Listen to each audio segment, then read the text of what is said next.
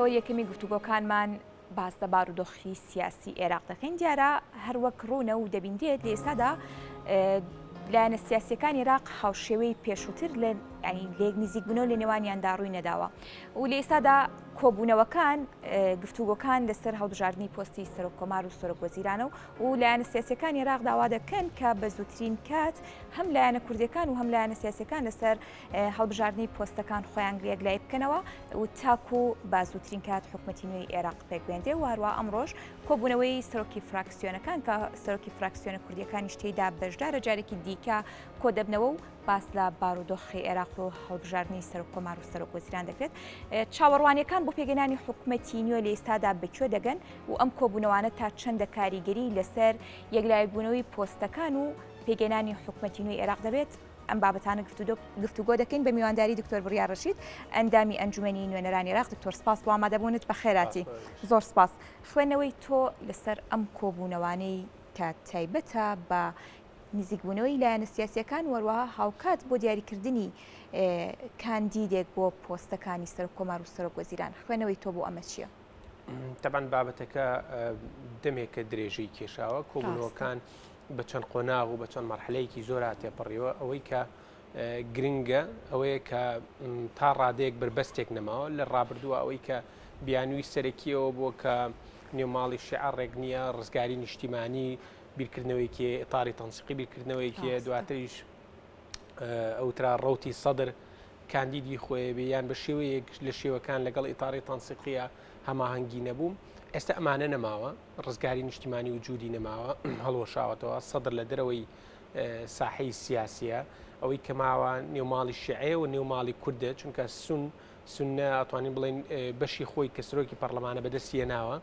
سراعەکەیان کێشەکان لە نێوماڵی شیعە و نێوماڵی کوردە ماوەتەوە ئەو دەنگوانەی کە هەبووەوە بووە کە دوێنێ قەرار بوو کە کاندیدی شیعە یەکلا بکرێتەوە بەڵام بڵین بە جۆرە لە جۆرەکان و ئەم ڕووداوانەی و ئەم تۆپبارانەی دوێنێش وای کردووە تا ڕادەیەک ئاڵۆزیەک دروست بوو بەڵام تەسەورە کرێت لە ئەمڕۆ یان نەگاتە ینی ئەمڕۆیان سبەی ئەوانە کاندیدی شیعە یەکلا بکرێتەوە لە یەکلاکردنەوە کەشی تەبان بێگومانەوە لیژنەیەکیان داناوە لیژنەکانی شەرقی بەڕێز قەیس خەسعەلی و عەمار حەکیم و چوار ئەندامن ئەو لیژنەی کەیەن ئەو کاندیدە دیاریەکەن کە ئەبێتە کاندیدی ئیتاری تەنسیقی بێتە کاندیدی شیعە بە هەمووی نەک کاندیدی دەوڵەتی یاسایان هەر لایەنێک لە لایەنەکانی کە بەڵکو و کاندیدی کە دیاریەکرێت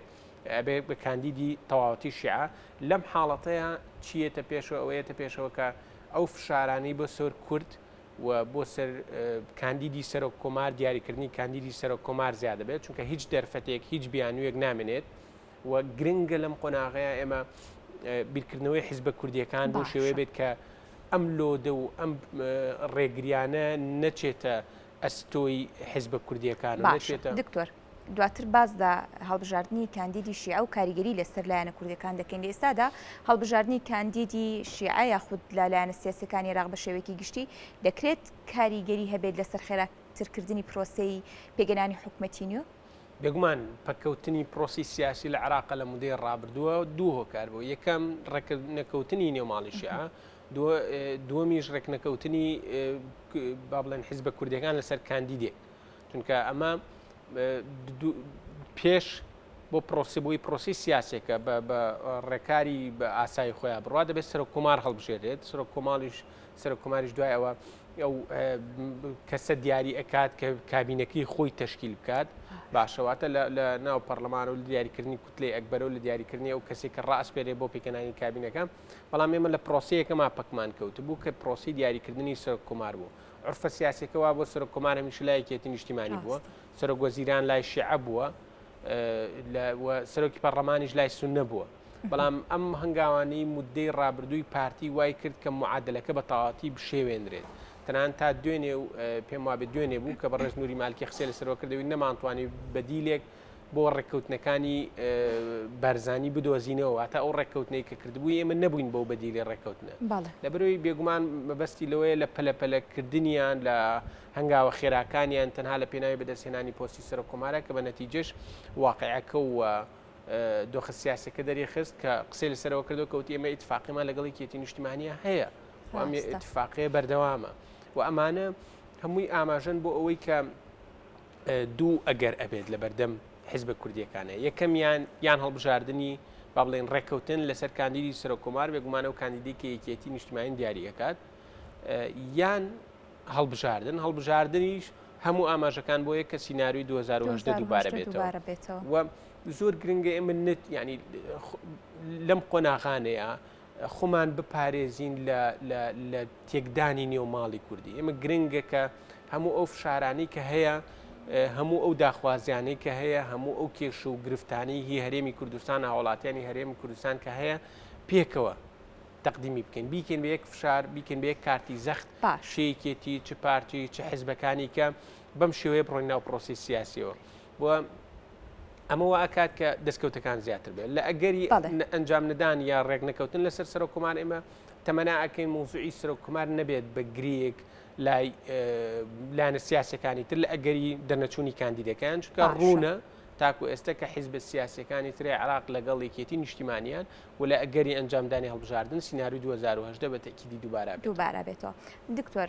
دیارە هەروەک لایەنە سیاسیەکانی عێراقیش لە لێدوانەکانیان لە پۆستەکانی خۆیان کە لە تۆڕ کۆمەڵاتیەکان بڵاوی دەکەنەوە بازەوە دەکەن کە پێویستە کورد لەسەر پۆستی سەرۆکۆمار ڕێککەوێت و ڕێککەوتنی ئەوان لەسەر پۆستی سەرۆکۆمار هۆکارە بۆ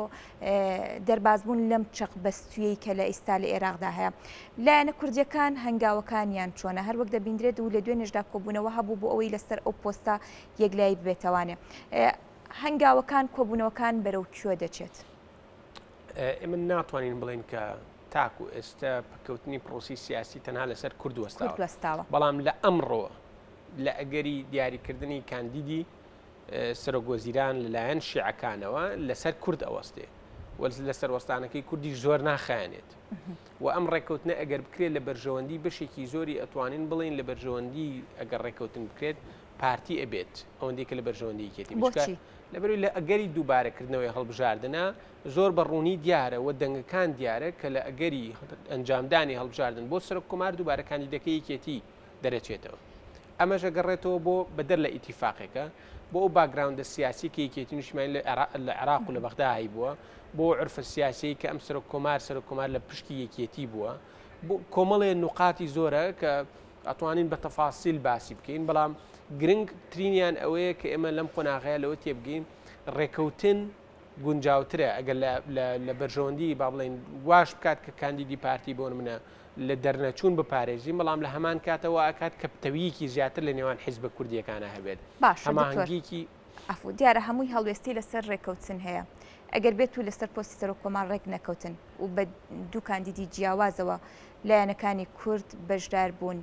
و سینناریۆکەی 2010 دووبارە بۆیەوە ئەمە چ کاریگەریەک لەسەر پرۆسی سیاسی و خوێندنەوەی لایەنە سیاسی عێراقیەکان لەسەر یەکگرتووی کورد بەجێ دەهێڵێت؟ زانی ئەگەر ئەوەش ڕووبادەمە کۆتایی دنیا نییە چکەمە لە 2010 ڕووییا و ئەشتوانین بڵێن تا ڕادێک تێپەڕی و گرژیەک دروست بوو گرژیەکەش ئەتوانین بڵێن درێژە پێدەری ئەوەی کە ئێستش تەنانەت کێشە لەسەر موزوعی سەرۆکۆمار هەیە درێژە پێدەری ئەو قۆناغ ئەو هەڵبژاردن و دەرنەچوونی کاندیدی پارتی بوو کە ئێستا درێژەی کێشاوە ئێستا بەڵام ئەگەر ئەوەش ڕووبامە کۆتایی دنیانیت هەڵبژاردنە یان دەرەچی یان دەرناچێ بێ بەو ڕۆحێتە بیری لێ بکەنەوە ئەمە کاریگەری نەکاتە سەرەوەی کە با بڵین پاکێجە هاوبەشەکانی کورد و داواکاری و داخوازی گشتیەکانی هاوڵاتیانی هەرێمی کوردستان چییە لە هەموو کۆبوونەوەیەکە لە شاندە باڵاکانی یەکێتی نیشتیمانیە تەکید کراوەتەوە بەدەر لە موزوعی سەرۆکۆمارەمە وەکو بابەتێکی وەکو پۆستێک و وەکو مەنسەبێک وەکو عرفی سیاسی هەمووی وازەحەکە لە یەکێتی نیشتیمانیە بەڵام بەشێکی زۆری تەکید کراوەتەوە لەسەر بودجەی هەرێمی کوردستان لەسەر موچەی هاوڵاتیانی هەرێمی کوردستان لەسەر کێشەی ناوچە دابڕێنراوەکان لەسەر کێشەکانی کەرکک لەسەر خزمەت گوزاریەکانی کە مەفروزە ئەو پشکانی کە هەیە بەر هەرێمی کوردستان بکەوێت ئەمانە خاڵە جەوهریەکانن کە پێویستە لە مۆزوعی بەدەربێت لە مۆزوعی سەرۆکۆمار دەرچوونیان دەرنەچوونی حیزبە سیاسەکان کە کاندیدێکیان هەبێیان نە ئەمە بابەتێکە و بابەتی خزمەت گوزاری هاوڵاتیان هەرێمی کوردستان بابەتێکی ترە چونکە معدلە سیاسەکان زۆر خێرا ئەگۆڕێن لە مودێ ڕابردووە من بۆ جەنابەتی بابس نمونەیەک چاوێکی زۆر لەسەر سربەخۆکان هەبوو یعنی تەنان قسە لەسەرەوەکرا کە کاندیدی سەرۆکی ئەنجومەنی وەزیران سەرۆکی حکومەت لە سربەخۆکان بێ ئەو کاتی کە ڕزگاری نیشتیمانی و ئیطاری تەنسیقی ئەتوانین بڵێن کە گرژیەکی تەواو لە نێوانیانە هەبوو و منافەسەیەکی بەهێز هەبوو و شەڕ لەسەر تاکە پەرلەمانتارێک کورسیە کە کرا سربەخۆکان ڕۆڵێکی زۆر گەورەیان هەبوو. قسە لە سەرواکرا کە کاندیدی ئەوان بۆ سەرۆکی حکومەت بێ یان کاندیدی ئەوان بۆ جێگری سەرۆکی ینی ڕۆڵ و یان کاندیدێکی بەشێکی زۆر لە وەزارەتەکان وەرگن. بەڵام ئێستا ڕاستەوخۆ دوای هەڵۆشانەوەی ڕزگاری نیشتیمانی بەم خێرایە دوای چوونە دەرەوەی سەدر لە معادلەی سیاسیکە هەموو مدەیەکی کەمە ڕاستەخۆ هیچ ئەتوانین بڵین لە هیچ گفتوگۆیەکە ئاماژەیان پێ نایری و بەشێکی زۆریان خۆیان بە پراوێز خراوەزان بەشێکی زۆریان قسەیان لەسەرەوە کە ئێمە ئەڵێن دووبارە ئێمەش لە پەرلەمان ئەسڵ نەچینە دەرەوە بەشێکی تریان خۆیان ناوەتە پاڵ بەشەکانی تری شیعە واتە معادلە سیاسیەکان زۆر خێرا گۆڕێن لەو شوێنانەی کە ئەزانین دەرفەتێکە ئەبێ زۆر خێرا بیقۆزینەوەکو کورد و موضوعی سەرکومار و موضوعی معادلە و یا با بڵین صراع سیاسیەکان بخینە لاوە و فۆکس و تەرکیز بخینە سەر خزمەتگوزاریەکانی هەوڵاتیان. دکتۆر دیارە هەروەک ئێستا خۆش ئاماژت پێدا وەروا شڕۆڤەی بەشێک لە چاودێرانی سیاسیش بۆ شێوەیە کە ئەو پراوێزخستنەی بەشێک لەلایەنە سیاسیەکانی عێراق ئەبێتە هۆی جێهێشتنی پەرلەمان و جێشتنی سەدر لە پەرلەمان و جێشتنی بەشێک لەلایەنە سیاسیەکان منجارێکتر کاریگەری دروست دەکات لەسەر ئەم بارودۆخی کە ئێستاە خوێنەوەی ئێوە بۆەوەی کە بە تایبەتی سربەخۆکان کە دەیانویست یاخود بەشێکی دیکە دەیانویست کە کاندیدی خۆیان هەبێت و لە ئێستادا نییە ئەمە نابێتە هۆکاری ئەوەی کە بە جۆرێک لە جۆرەکان چۆن پۆستی سەرۆکۆمار لە نێوان پارتیویەکێتی هەتا ئەمەش ئەم کاتی ئێستش کە لە ڕابردوو لە 2010 تا ئێستا درێژەی کێشاوە بۆ لایەنە عێراقیەکانیش بە هەمان شێوە بێت. زای موضوعی بۆی ئاڵم معادل سیاسەکان کە زۆر بوو خێرا گۆڕەنە بێ بقۆزرێتەوە یعنی سربەخۆکان دەرفەتی زۆر باشیان لە بەردەسا بوو بەڵام ئەوانیش نەیانتوانی و پراوێزخستنی هەر لایەنێکی سیاسی لە نێو عێراقا ئەمە دەرەنجامی خراپیە بێت ئەگەر دیقەتان نابێت هاوپەیمانی سەدر لەگەڵ پارتی و لەگەڵ سونەیە بوو بەڵام یەکێتی زۆر نیگەران بوو لە چوونە دەرەوەی سەدر لە پرۆسی سیاسی و لە ناو پەرلەمان و ساحی سیاسی بۆچی چکەمە کاریگەری خراپی لەسەر عێراق دروست دەکات کاریگەری نەرێنی لەسەر کۆی بەڕێوەچوونی پرۆسی سیاسی چکە لە عێراقا من هەموو جارە تەکیدم لەوە کردوتەوە دیموکراسیەتەکەمان بەهۆها پتە نییە کە بڵێن لایەنێکی سونە ئەتوانێت نوێنراتی هەموو عێراقا بە کورد و بە شیعە و بە سونە خۆشیەوە یان شیعە بە تەنیا ئەتوانێت نوێنراتی کورد و سونە و شیعەش بکات بۆیە ئەشبینین کە داڕشتنەوەی با بڵێن هەیکەلە سیاسیەکە یان حکومڕانیەکە بەو شێوەیە کە پەرلەمان سەرۆکی پەرلەمان لەکوێ بێت سەرۆکومار لەکوێ بێت و سەرۆکی ئەنجومەنی وەزیران لەکوێ بێت لەبەرەوە گرنگە کە ئەم پراوێزخستنە یان ئەم چوونە دەرەوەی سەدر بە هەند وەرگرێ و ئەگەر دیقەتیشتان نابێت پێکێنانی یا با بڵین هەنگاوەکانی خێراکردنی هەنگاوەکانی شیعە بە تایبێت دوای ئەو نوێژی هێنیەی ڕەوتی سەدرێت کە گلۆپی سەوزی هەڵکرد بۆ ئیطاری تەنسیقی کە ناڕاستەخۆ پێیوتن ئێوە ئەتوانن بەردەوامن لە پێکەنانی حکومەت بەڵام چەند مەرجێکی خستە ڕوو یەکێک بەشێکی لەو مەرجانەوە بکەوتی دووبارە کراوی شکست خواردوو تا ڕادێک دانەنرێتەوە هێزی چەکداری کە زیاتر فۆکسی با بڵێن لە حەشتی شەعبی بوو بە ناڕاستەخۆ ئەوانە نەمێنێت و گەندەڵی بنەبڕ بکرێت واتە بە ئێستەشەوە کە لە دەروی ساحە سیاسیەکەیە کاریگەریەکەی هەیە و ئەمە شتێکی پۆزیتیفە ئەگەر بە تەواتی پراوێز بکرێ و کاتاتوانین بڵین شتێکی خەتەرە بەڵام مادام گوێگرتنێکی باشێ لە ئیطاری تەنسیقی و حیزبەکانی کەشەوە لە ڕەوتی سەدر و دوای ئەوەی کە ئەو گڵۆپی سەوزی هەڵکرد بۆ ئیطاری تەنسیقی و کاتە توانێن هەنگاوەکانیان خێرا بکەن بۆ حکومەت و بۆ هەڵبژە بۆ دیاریکردنی سەرۆک وەزیران و ئێستش قسە لەسەر سەرۆکومارەیە ئەمە ئاماژەیەکی باشە بۆ ئەوەی کە هێشتا ڕاستە لە دەرەوەی پەرلەمانیش بێ بەڵام لە ناو کای سیاسی و لە ناو ساحی سیاسی هێشتا قسەی هەیە. باشە دکتۆر وەکو کۆتا پرسیار دەمەوێت لێتی بکەم ئەمڕۆ کۆبوونەوەی سەرۆکی فراکسیۆنەکان و بە فراکسیۆنە کوردیەکانیش دەکرێت خوێنەوەی تۆ لەسرم کۆبوونەوەی چێت تا چەندە ئەنجامێکی ئەرێنی لە دوای خۆی بەجێ دەهێڵێت. ئەزانی کۆبوونەوەی سەرۆک فراکسیۆنەکان ڕەبتە بە کۆبوونەوەی پێشتری با بڵێن حیزبە سیاسیەکان لە ئاستە باڵاکانە چونکە ئەگەر ئەوان بگەونە ڕێکەوتنەوە ئەو کاتی کۆبوونەوەی فراکسیۆن شتێکی ئاسایە و ڕۆتینیەتە نابوو دیاریکردنی ڕۆژی جلسات و یان دیاریکردنی هەڵبژاردننی سەرۆک کۆمارە ئەگەر ئەمان نەکەونە ڕێکەوتن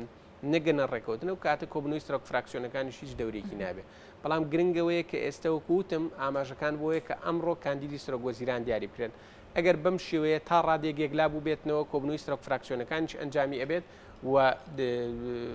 بە تەسەور و بە پێی ئەو کۆبوونەوانەش بێت ئەو کاتە ئاماژەکان زۆر ڕوو نەبێ بۆ ئەوەی کە هەڵبژاردننی سەرۆککومار لەوانەیە لە هەفتەی داهاتووە دابنرێت. بەڵێ زۆر سپاس بۆ میوانەکەمان دکتۆر بڕیات ڕەشیر ئەندامی ئەنجومەنی نوێنەرانی عێراق. زۆر سپاس بۆ ئامادەبوونە دکتۆر، دەستکانت خۆش بێ.